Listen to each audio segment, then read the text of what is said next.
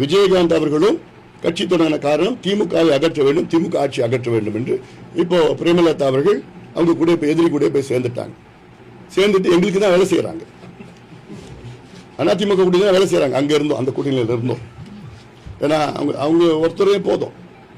தமிழ்நாட்டில் எங்க பார்த்தாலும் கஞ்சா விற்கிறாங்க, எங்க பார்த்தாலும் மது விற்கிறாங்க, எங்க பார்த்தாலும் கள்ளசாராயம் விற்கிறாங்க, எங்க பார்த்தாலும் பெண்களை பாலியல் வன்கொடுமை செய்யறாங்க, எங்க பார்த்தாலும் குழந்தைகளை கெடுத்து கொலை செய்யறாங்கன்னு அவங்களே முதலமைச்சர் வச்சுக்கிட்டே பேசிட்டு இருக்கிறாங்க.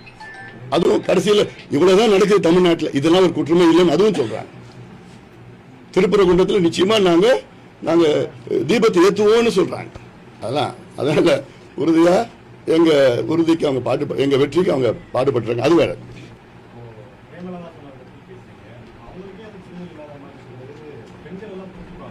எல்லாம் புரிஞ்சுக்கிட்டாங்க. அவங்க மட்டும்தான் புரிஞ்சுக்கல, மற்ற எல்லாமே புரிஞ்சுக்கிட்டாங்க.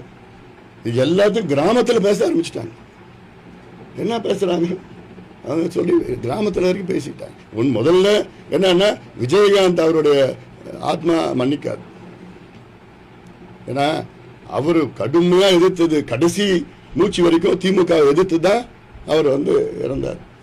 ஆனா அப்படிப்பட்டதுல அந்த யார் அவருடைய எதிரியோ அவங்க எதிரிகிட்ட போய் சேர்றது அதெல்லாம் நியாயம் இல்லாதது. அது அவங்க கட்சிகளுக்கே தெரியுது, பொதுமக்களுக்கும் தெரியுது.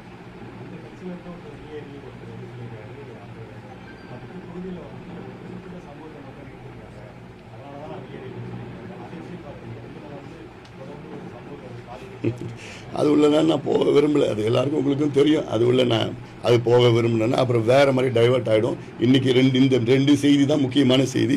இது டைவர்ட் ஆகக்கூடாது.